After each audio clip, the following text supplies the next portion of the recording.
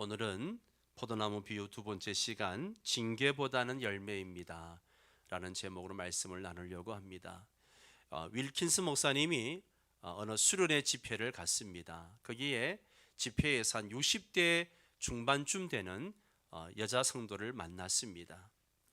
이분은 전문 직업을 가진 여인이었습니다. 성격은 굉장히 밝고 명랑했지만 그가 예수를 믿으면서도 한 번도 예수님 안에서 만족함이나 기쁨이나 즐거움을 맛보지 못했습니다. 한마디로 그리스도인의 풍성한 삶을 한 번도 체험해 보지 못한 거죠. 그녀는 항상 죄책감에 시달렸습니다. 뭔가에 눌려 있었던 것입니다. 그녀는 하나님이 자기를 싫어하시는 것처럼 그렇게 느끼고 있었습니다. 이 여인의 문제가 무엇이었을까요? 이 여인의 문제는 자기 어머니를 용서하지 못하고 있었습니다. 어머니를 용서하지 못하는 그 마음 때문에 자유함을 누리지 못하고 예수 안에서 풍성한 삶을 누리지 못하고 그렇게 수련에 와서 은혜의 자리에 참석했음에도 불구하고 늘 어두운 마음을 가지고 있는 것이죠. 그녀가 종이 5장을 가지고 앞뒤로 어머니가 잘못한 것들을 작은 글씨로 그 잘못한 것들을 써내려 갔습니다. 그리고 그것을 펴놓고 하나님 앞에 막 울면서 회개하고 하나님께 용서를 구하고 어머니를 용서하고 어머니와 화해를 하게 됩니다. 그때부터 그녀는 하나님과의 관계도 회복이 되고 어머니와의 관계도 회복되었습니다. 그때 그녀는 이런 고백을 합니다. 제 영혼이 이제 다시 숨을 쉬는 것 같습니다. 예수님을 믿지 않는 저의 친구들도 그것을 느낄 정도입니다. 이제 저는 예수님을 즐거워하기 시작했습니다. 수많은 그리스도인들이 예수를 믿으면서도 보이지 않는 그물에 걸려가지고 고통을 당하고 있습니다. 만족함이 없어요. 기쁨이 없어요. 그들은 늘 인생의 실패한 느낌을 가지고 살아갑니다. 신앙의 맛도 신앙의 향기도 전혀 없습니다. 혹시 여러분들 중에는 그렇게 살고 계시는 분이 없습니까? 여러분은 어떤 그물에 걸려 있습니까? 무엇이 여러분의 마음을 짓누르고 있습니까? 왜 그런 그물에 걸렸는지 알고 계시나요? 여러분, 하나님은요, 우리가 이 땅에 사는 동안에 열매를 맺고 살기를 원하십니다. 열매를 맺기를 원하세요. 열매가 없으면 절대로 그리스도 안에서 만족함을 누리지 못합니다. 열매가 없으면요, 하나님은 징계하시는 거예요. 요한복음 15장에 나오는 대로 우리가 주님과 교제하고 살면 많은 열매를 맺습니다. 주님과 교제하는 삶이라고 하는 것이 무엇입니까, 여러분? 주님과 교제하는 삶을 어렵게 생각하실 필요가 없어요. 지난주에도 말씀을 드렸습니다마는 여러분이 누구를 만나러 갑니다. 그러면 주님 오늘 어디 가서 누구를 만납니다. 저와 함께 해주시고요, 내 대화를 주장해 주십시오. 그리고 그 사람의 마음을 움직여 주십시오. 주님이 기뻐하시지 않는 추잡한 말 한마디를 해도 주님은 바로 반응을 보이시죠. 사랑하는 아들아, 너 그런 말을 하면 안 되지. 그때 바로 회개하고 주님과 다시 교제하면 되는 거예요. 염려할 때에도 주님은 바로 반응을 보이십니다. 사랑하는 내 딸아, 내가 너와 함께 있지 않느냐? 걱정하지 마라. 내가 도와줄게. 주님과의 교제가 이렇게 이루어질 때 주님의 생명이 내 인격과 생활을 통해서 나타나게 되는 것이죠. 이것이 열매입니다. 주님 안에 거하기 위해서는 우리가 과민해서는 안 되지만 민감해질 필요는 있습니다. 민감해야 됩니다. 주님을 모시고 여유 있게, 주님을 모시고 즐겁고 재미있고 행복하게 우리가 살아야 됩니다. 그렇지 않습니까, 여러분? 예수를 믿으면서도 즐겁지도 않고 행복하지도 않다면 왜 예수를 믿습니까, 여러분? 주님과의 교제가 끊어지고 우리가 계속 죄를 짓고 살면 주님께서 징계하십니다. 주님은 히브리서 12장 5절 말씀대로 말씀으로 책망을 하십니다. 말씀으로 책망을 해서 말 안 들으면 6절에 있는 말씀처럼 행동으로 책찍질을 하십니다. 몸이 아프거나 가정생활이 어려움이 있거나 자녀들에게 어려운 일을 당하게 하십니다. 주님은 우리의 겉사람이 상해도 우리의 속사람은 새로워지기를 원하시거든요. 주님이 징계하실 때 몇 단계가 있습니다. 그 첫 번째는 꾸지람이에요. 꾸지람. 우리가 어렸을 때 말 안 듣고 그러면 엄마가 이제 인상이 바뀌죠. 엄마가 눈썹을 치켜들 때 반응을 안 보이면 어떻게 됩니까? 등싸대기를 얻어맞든지 아니면 엄마의 목소리가 크지고 아주 그냥 하이톤으로 날카로워지죠. 아빠의 기침에도 반응을 안 보이면 어떻게 합니까? 아빠가 내리깐 목소리로 이나나 그러면 반응을 보여야죠. 안 그러면 혼나는 거죠. 하나님은요, 말씀을 통해서, 때로는 다른 사람을 통해서, 때로는 설교를 통해서 우리의 양심을 찌르십니다. 우리가 그때 그것을 무시하면 그 다음에는 더 심한 것이 오는 거예요. 징계의 두 번째 단계는 뭡니까? 쫓겨나는 거예요. 쫓겨나는 겁니다. 식사 시간에 다른 식구들 다 식사하는데 말 안 듣는 자식은 어떻게 해요? 밥그릇을 빼앗죠. 밥 먹지 말라 그럽니다. 쫓아냅니다. 지방으로 쫓겨나는 거죠. 은혜의 세계에서 일시적으로 쫓겨날 때 기분이 나쁩니다. 그때는요, 설교가 전혀 마음에 들어오질 않아요. 이 성경은 그저 하얀 거는 종이고 까만 거는 글씨고 그저 은혜가 전혀 되지 않습니다. 그럴 경우에 성경을 많이 본다고 해결되는 게 아니죠. 교회 열심히 나온다고 해결되는 게 아니에요. 어떻게 해야 돼요? 죄를 회개해야 됩니다. 죄를 청산해야 됩니다. 그리고 징계의 세 번째 단계는 책찍질입니다. 책찍질. 자녀가 방으로 쫓겨나도 말을 안 들으면 어떻게 해요? 부모가 매를 드는 거죠. 부모가 매를 들어요. 분명히 잘못하고 있다는 것을 알면서도 죄를 고집하면 채찍이 떨어지는 겁니다. 주님과 계속 교제하기 위해서 매일매일 삶을 돌아보면서 감사할 것은 감사하고 회개할 것은 회개하는 시간이 필요합니다. 우리 혈관 속에 혈전이 끼이게 되면요, 그것이 피의 흐름을 막잖아요. 피의 흐름을 막으면 산소와 양분이 공급되지 않게 되죠. 그러면 몸이 약해지고 병이 듭니다. 이처럼 주님과의 교제가 끊어지면, 그 교제가 약해지면 우리의 영적인 혈관에 혈전이 끼이는 거예요. 예수님의 생명이 나를 통해서 흘러가지가 않습니다. 그러면 열매가 없습니다. 열매가 없으니 하나님이 징계하시는 거죠. 주님은 그 징계를 통해서 영적인 콜레스테롤을 줄이십니다. 징계를 바로 받으면 혈전이 줄어들면서 피의 흐름이 원활해지는 거죠. 예수님의 생명이 나를 통해서 막힘없이 흘러나가는 것입니다.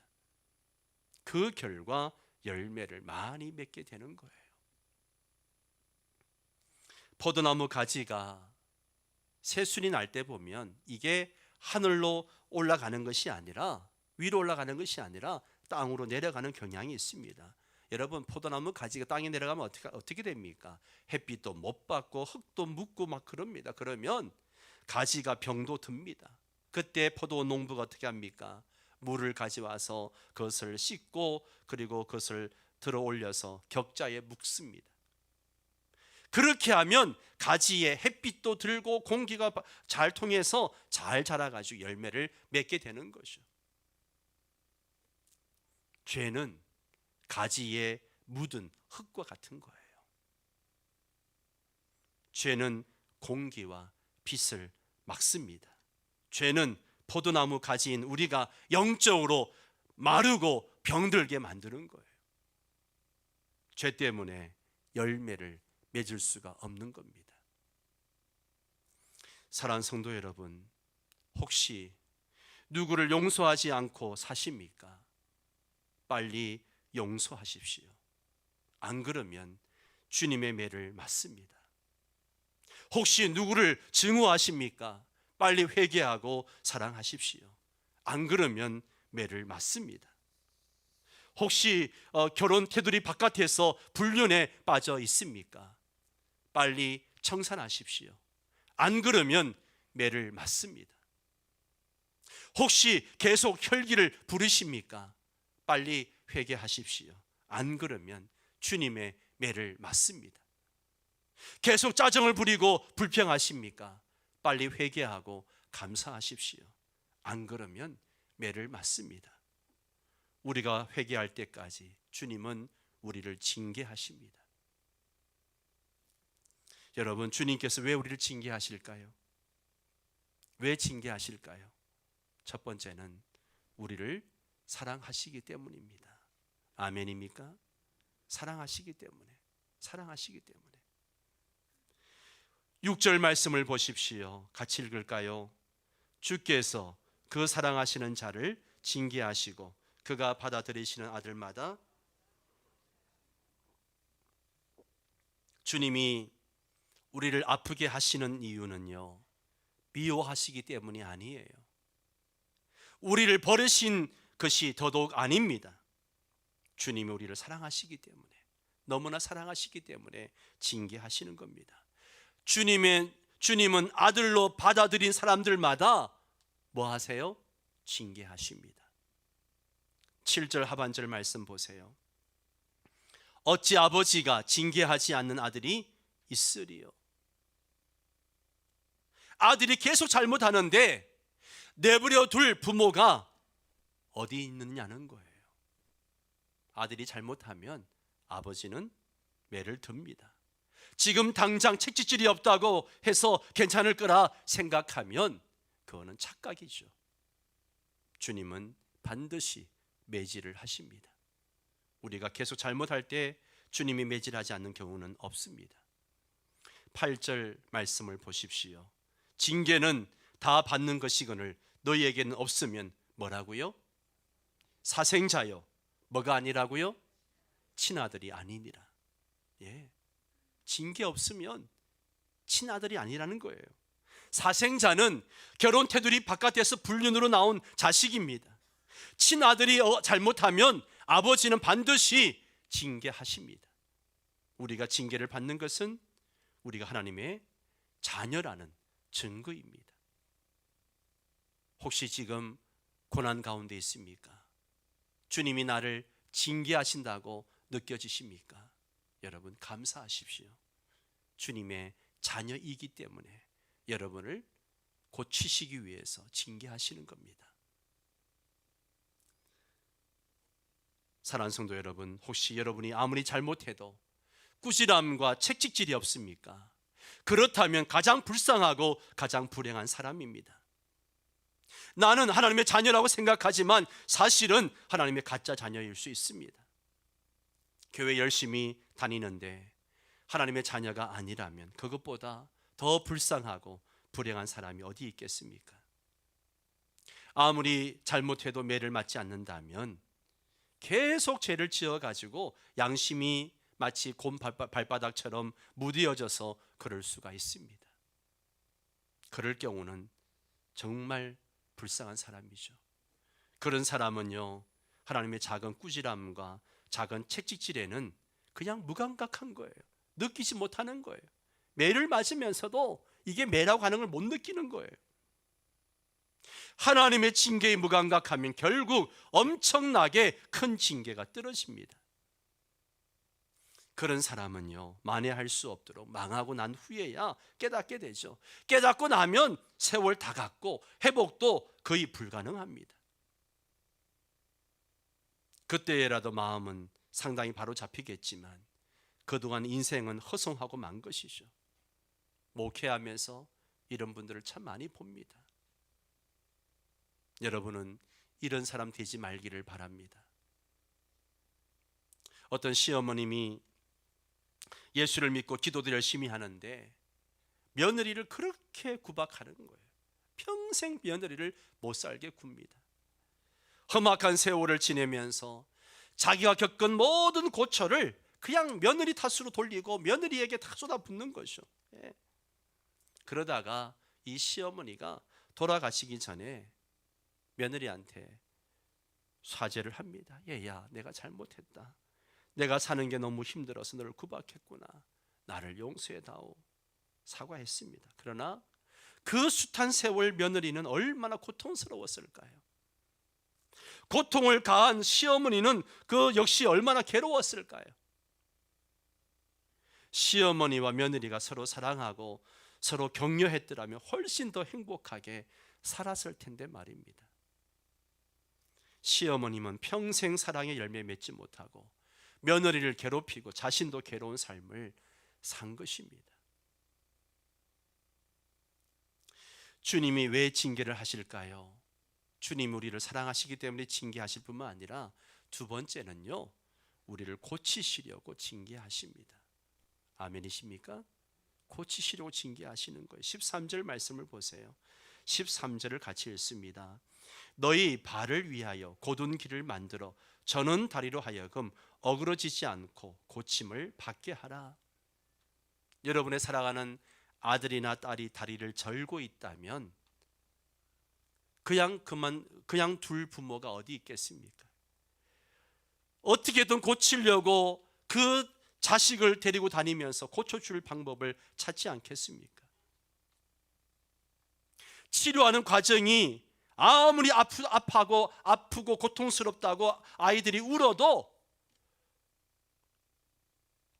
아버지는 자녀의 다리를 고쳐주려고 애를 쓸 것입니다. 주님은 우리가 아프다고 울어도 우리를 고치시는 작업을 계속하십니다. 우리가 절지 않고 바로 그럴 때까지 우리를 고치시는 작업을 하신다는 겁니다. 주님이 왜 징계를 하십니까? 11절 하반절을 보십시오. 세 번째, 주님은 우리가 의와 평강의 열매를 맺도록 하시기 위해서 징계하십니다. 예, 의와 평강의 열매를 맺게 하기 위해서. 의와 평강의 열매는 의의 평화스러운 열매를 말하는 것입니다. 그것은 의의 열매, 즉 바르게 사는 열매입니다. 바르게 사는 것이 어떤 삶인가? 9절에 의하면 그것은 아버지께 더욱 복종하며 사는 것을 이야기하고 있습니다. 아버지께 복종하며 사는 것, 하나님 아버지의 말씀대로 복종하며 사는 것. 10절에 의하면 그것은 하나님의 거룩하심에 참여하는 것이다 라고 말씀하고 있습니다. 하나님이 거룩하시기 때문에 우리도 거룩하게 사는 것입니다. 죄를 회개하고 말씀대로 바로 사는 것이 거룩하게 사는 것입니다. 이렇게 의의 열매를 맺으면 제일 먼저 찾아오는 게 뭐냐? 평강입니다. 평안입니다. 평안이에요. 하나님이 기뻐하시는 의의 열매를 맺을 때에 마음이 이상하게 평안하고 기쁘고 행복하고 즐겁습니다. 주님이 왜 징계하십니까? 주님이 우리를 사랑하시니까, 우리를 고쳐주시려고. 세 번째는 의의 열매를 맺게 하시려고 징계하십니다. 주님은 우리가 마침내 열매를 맺도록 하시기 위해서 매질을 하십니다. 10절에 의하면 주님은 우리의 유익을 위하여 징계하십니다. 우리가 열매를 맺으면 우리의 마음이 평안하니까 우리에게 유익인 거죠. 우리가 열매를 많이 맺으면 하나님이 영광을 받으시니까 우리에게 유익한 거죠. 우리가 열매를 많이 맺고 살면 우리의 이웃들에게 선한 영향력을 끼치니까 우리에게 유익한 것이죠. 열매는 유익한 것입니다. 그래서 그 열매를 맺게 하시기 위해서 농부가 천지 작업을 하는 것처럼 우리를 징계하시는 거예요. 그러면 징계를 받을 때 어떻게 해야 되는가? 어떻게 해야 되는가? 첫 번째, 따라서 합니다. 경하게 여기지 말라. 무슨 말이에요? 가볍게 여기지 말라는 거예요. 우습게 여기지 말라는 거죠. 예. 고린전서 11장 30절에 보면 이런 말씀이 나옵니다. 그러므로 너희 중에 약한 자와 병든 자가 많고 잠자는 자도 적지 아니하니. 자, 무슨 말씀이? 지금 성찬식 말씀을 하시다가 이 말씀을 하고 있는 거예요. 하나님께서, 예수님께서 당신의 피와 살을 기념하기 위해서 우리에게 성찬 예식을 주셨습니다. 그런데 그 당시에 이 성찬 예식을 우습게 여기는 사람들이 있었어요. 예. 그래서 그것을 자기 욕심을 채우는데, 자기의 배를 채우는데 이용하고 약한 자를 무시하고 없는 사람을 무시하고 그런 사람들이 생겨나기 시작했습니다. 그러니까 성찬식을 참여했던 사람들이 병이 들고 몸이 약해지고 죽은 자가 적지 않았다. 지금 그 말씀을 하고 있는 거예요. 성찬상을 뒤집어 엎은 분이 1년 만에 죽었다는 얘기를 들은 적도 있습니다. 민수기 16장을 보면요, 고라와 다단과 아비람이 모세와 아론에게 불평하고 원망하고 대들었다가 땅이 갈라져서 땅 속으로 삼켜 들어갔고 땅이 그 위에 덮어버려서 죽었습니다. 개인과 집단에 대한 하나님의 징계가 이렇게 무섭습니다. 하나님의 징계를 업심여기지 말아야 됩니다. 가볍게 여기지 말아야 돼요. 역대하 36장 11절에서 21절까지 말씀을 보면 시드기야 왕과 백성들이 악을 행합니다. 하나님의 말씀을 이야기해도 전혀 듣지를 않습니다.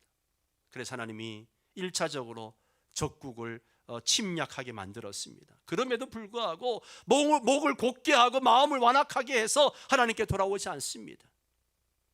모든 제사장들의 우두머리들과 백성들도 우상을 섬기고 큰 죄를 지었습니다. 하나님께서 선지자들을 부지런히 보내셨지만, 돌아오라고 그렇게 경고하고 보내셨지만 오히려 선지자들 욕하고 비웃고 때리고 죽였습니다.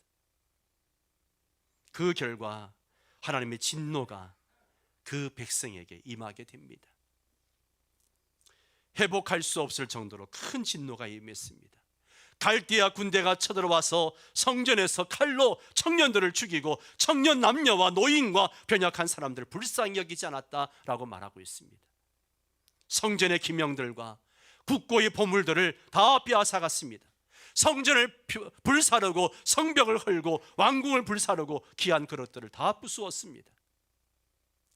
칼에 죽지 않고 남은 사람들은 바벨론으로 다 끌려갔습니다.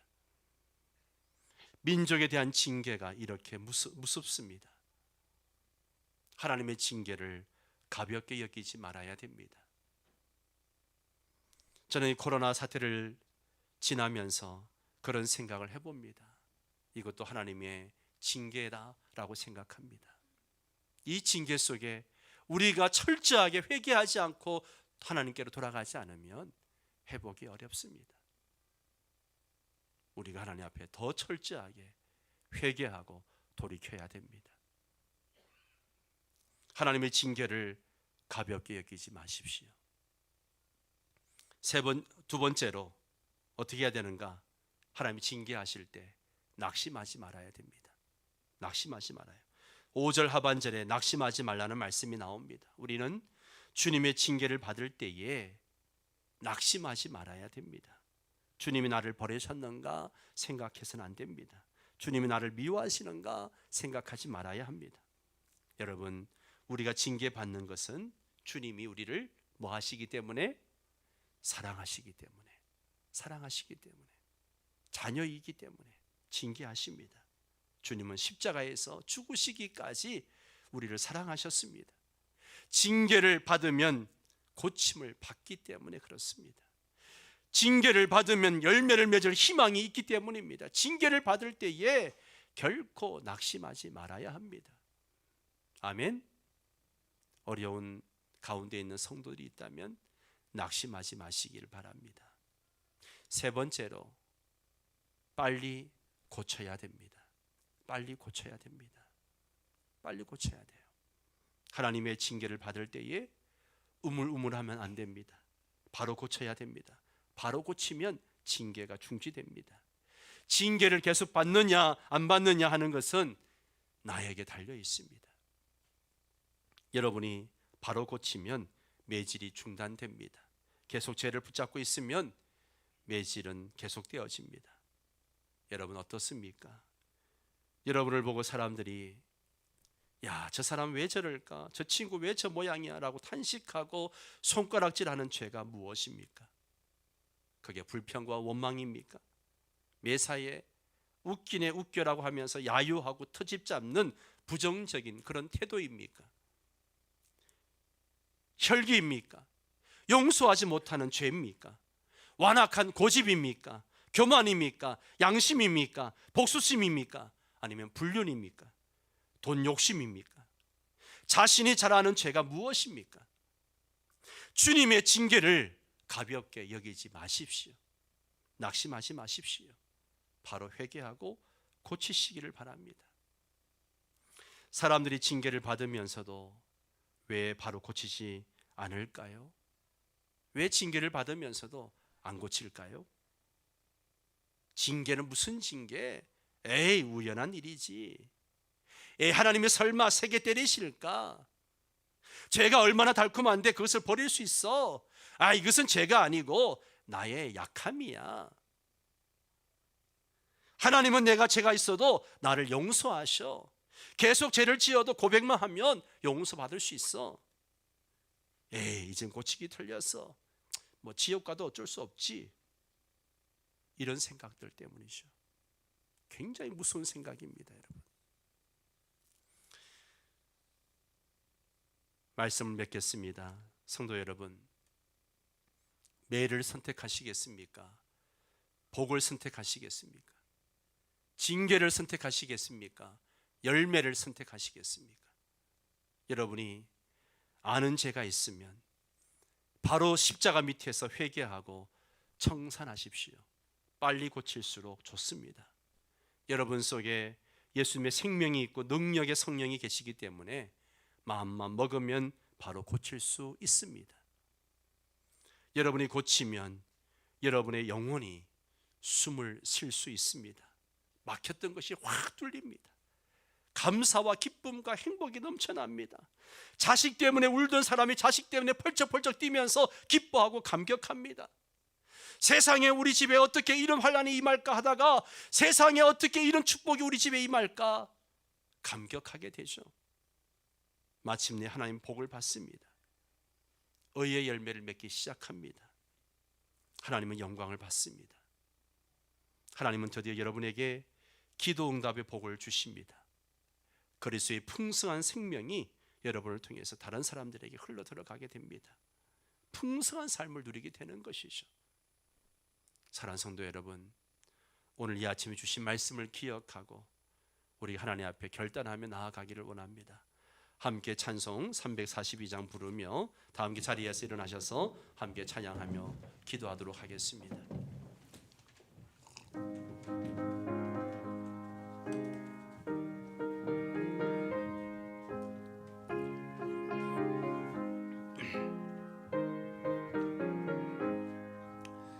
너 시험을 당해 죄 짓지 말고 너 용기를 다해 겁 물리치라.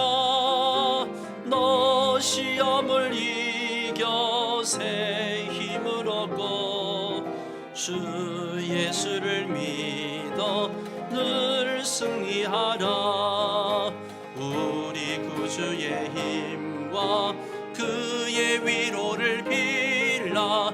주님 내 편에 서서 항상 잘 이기는 자는 상 받으리니. 너 낙심치 말고 늘 전진하라.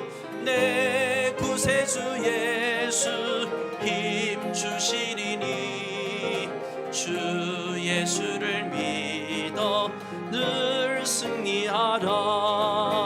우리 구주의 우리의 위로를 빌라 주님 내 편에 서서 항상 도우시리. 우리 함께 주신 말씀을 생각하며 말씀 앞에 정직하게 서기를 원합니다. 하나님 우리를 징계하실 때는 이유가 있습니다.